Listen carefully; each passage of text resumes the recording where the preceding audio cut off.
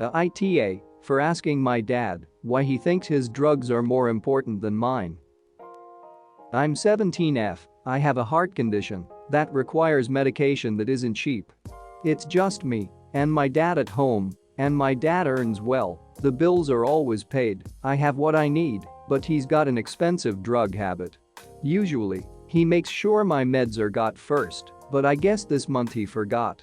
I asked him yesterday how he was going to get my medication after realizing how overboard he went, and he said he didn't know and that it was time I figured it out. I reminded him I'm 17, with no job and this could turn into a life or death thing fast. He repeated that it's time for me to find a way. This went back and forth for a while, eventually I could see the guilt in his face, and I snapped, so, why in the name of God do you think your drugs are more important than mine?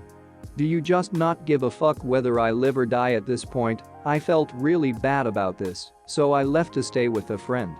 My dad texted me this morning and apologized for the way he's acted and the problem he caused, but he said I'm an asshole for the things I said to him last night. He thinks I should have been more considerate towards his issues and not think so selfishly. Am I the asshole? Now for some comments. NTA. His issue is that he's an addict. He is feeding his addiction potentially at the cost of your life and most definitely at the cost of your trust.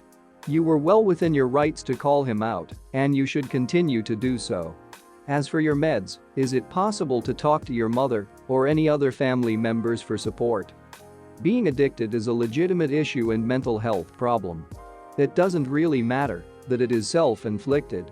What makes Dad taw is what he said about Op figuring it out. Op is 17. They don't need to figure things out, Dad needs to. Also, the dad is a huge off for telling the op that they're selfish when this is literally life and death for them. The dad is selfish and needs to get help with his addiction so he can help op and provide the life-saving medicine until op is actually able to handle it themselves when they're older and financially earning stable.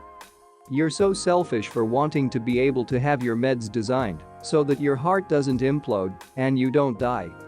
Sounds like dad has a huge addiction problem if he is unable to prioritize his daughter's life-saving meds over his own recreational needs, and even furthermore, considering he's calling his daughter selfish for thinking her meds are more important. If I was op, I'd be reaching out to Nana to see if I could stay with her for a while dad gets the help he obviously needs. As an addict in recovery and the adult child of addicts in recovery, the two things op's health condition and the father's addiction are not on the same level. I understand op's situation from two sides, both as an adult with an addiction and mental health issues and formerly as a child whose medical needs went unmet and neglected by my parents prioritizing their addictions. The father can seek help for his addiction if he hasn't already.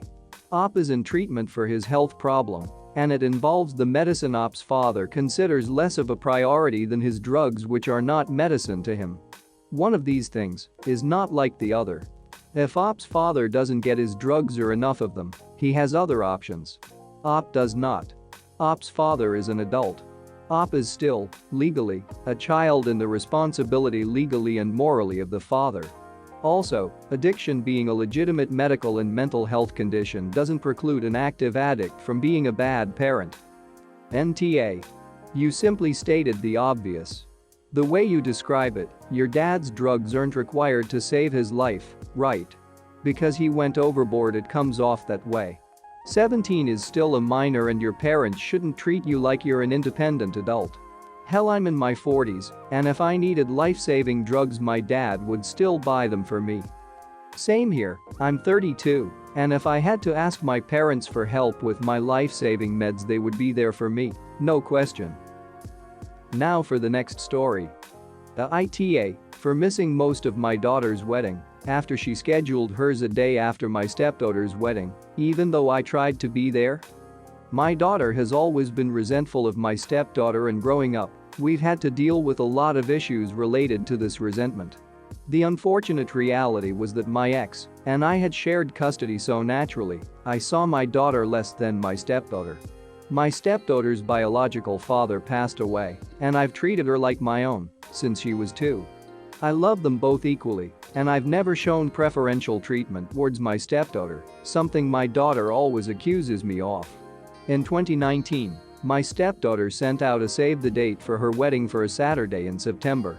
My daughter immediately called me, furious and accusing her stepsister of deliberately planning her wedding the day before hers.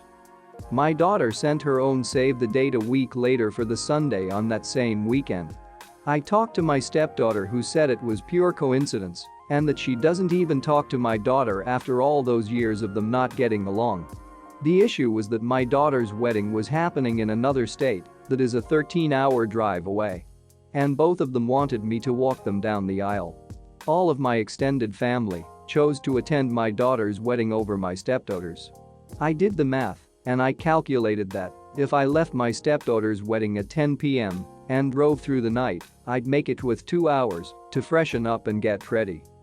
Unfortunately, I got lost along the way plus traffic and I missed the actual wedding ceremony. My daughter's stepfather ended up walking her down the aisle by himself.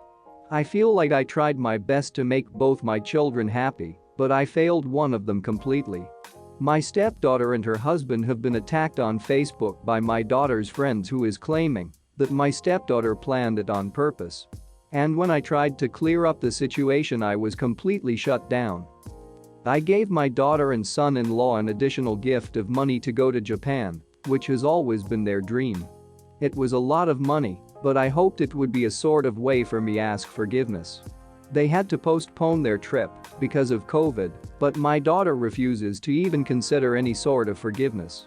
The few times she picks up my calls always ends with her bringing up the wedding and getting angry at me again. I was told by a few members of my family that I was the asshole for not prioritizing my biological child's wedding and skipping my stepdaughter's wedding instead. AITA, word of advice: the reason why she isn't satisfied is because she never wanted the money or expensive gifts, she just wanted her dad. I feel like this was a pattern for her growing up. I know it was beyond your control, and you say there was no favoritism. It probably came off that way. You're not an asshole for trying to be there for both of them. You're the asshole for being blind, thinking you can buy her off. My first thought was to wonder why Op didn't book a flight instead of driving 13 hours. Surely if Op has money to splash for a holiday for his daughter, he could have booked a plane and hire car.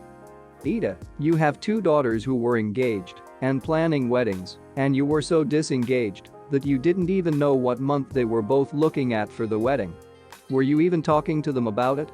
Then, knowing that your daughter struggles with you being more present in the stepdaughter's life than hers, you prioritized the stepdaughter's reception over being sure you'd be present at your daughter's wedding. Yeah, I can see why she is upset. You can say you have good intentions, but that's not going to change the perception that she has that you didn't care for years, and even on this day, you picked someone else. Hard disagree. I'm wedding planning right now, and I guarantee that my parents don't know our date off the top of their heads, especially because these things change as venues and catering and such are figured out. The entire purpose of a save the date is to share your finalized date and location with your family and guests. And even if he had made it, he would have been fresh for one wedding and stayed for everything and would have arrived 2 hours before the other after being awake for well over 24 hours and would be exhausted and yawning through the whole thing and probably have left early.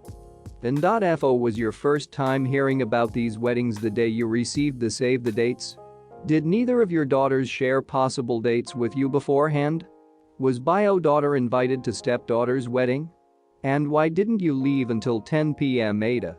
SU bio daughter, because she didn't help any of the drama at best and at worst purposefully caused the drama. You for thinking 2 hours is a good buffer after a 13-hour drive that you started at 10 p.m. after a wedding. You would have walked down that aisle looking like a zombie even after a shower. Rude to your daughter for not leaving until 10 p.m. Friends' opinion or not, you did choose your stepdaughter over your bio daughter. If you expect your bio daughter to get over her bio father who was supposed to walk her down the aisle, not even being there, why wouldn't you expect your stepdaughter to understand you had to leave her party to walk your other daughter down the aisle? The way you phrased the unfortunately stepdaughter lived with me full time, so I had more time with her in my opinion sounds like a justification for the same performative effort, but lack of actual effort and care taken in this matter. You are at fault at least as much as her in this. Yeah, I am with you. Op posted a lot of mood information here. How did he not know they were both planning weddings around the same time? I actually disagree about the Esh and blaming bio daughter. There are a lot of subtle digs Op makes about his bio child seeming to doubt her motives, but he conveniently leaves out info that would be unflattering to his wife and other daughter. Like given that Op had another wedding to attend, I'm surprised his wife and daughter didn't immediately understand he'd have to leave after the ceremony, or at the very latest, after the pictures. They had months to come to terms with it. Instead he chose to prioritize wedding number 1 and is shocked his daughter has had enough. Now for the next story. The AITA for telling my husband to sleep in the spare room? So we have a newborn and our sleeping arrangement is that on weekdays my husband sleeps in our spare room and on weekends he sleeps in our bedroom with me and the baby.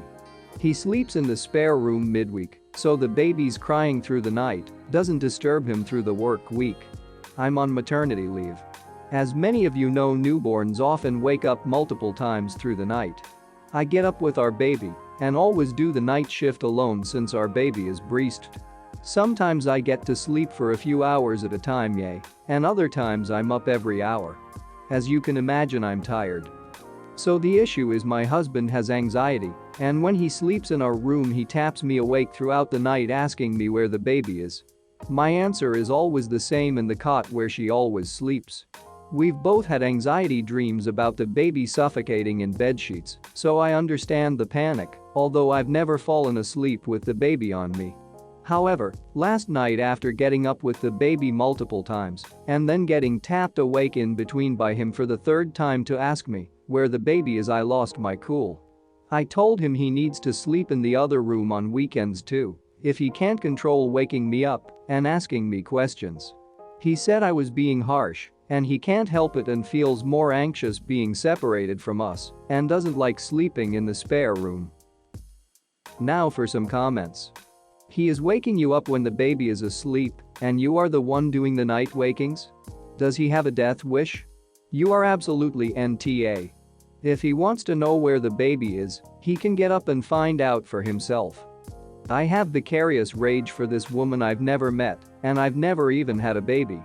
I'm guessing the waking up is actually more about sharing the anxiety and getting it soothed by someone else, because obviously if it was literally about where's the baby he could go see.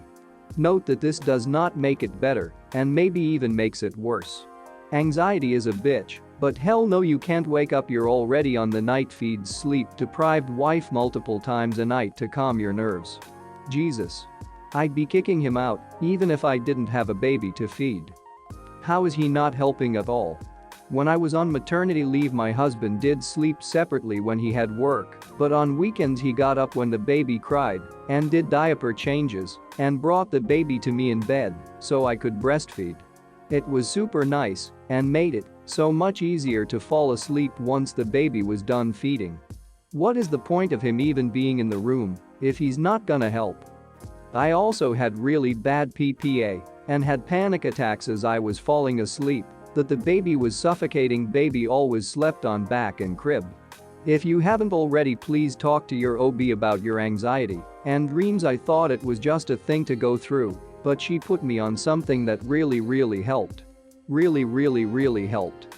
Giving birth can screw up your body's hormones. Sometimes they just need a little correction. NTA, if he's so worried he can get his happy ass up out of bed to check on baby in the cot rather than wake you up. Or put a video baby monitor on his side of the bed. NTA, your husband is not thinking about your needs here. You have recently given birth, which is hard enough on your body as it is, and now in order for him to be able to sleep properly for work you are taking on all of the night shifts during the week while he sleeps soundly in another room. You are exhausted, and for good reason. Your husband owes it to you to let you get as much sleep as you can on weekends, and waking you himself as well as the times you have to wake for the baby is obviously making things even harder. If anything, he should be doing at least one night shift on the weekends to give you a break and certainly not tapping you awake. It's completely inconsiderate of your need to sleep and your level of exhaustion from looking after the baby. Your husband gets 5 nights a week to sleep soundly. He owes you at least 1, if not 2, and if he is concerned about the baby, he can get out of bed and check on her himself. She said the baby is breast, so there isn't even the option for him to do a night shift with the baby. So the least he could do is not wake her up, and he can't even do that. I have an exclusively breast 8-month-old, and if my husband had been waking me up while the baby was sleeping, I would no longer have a husband.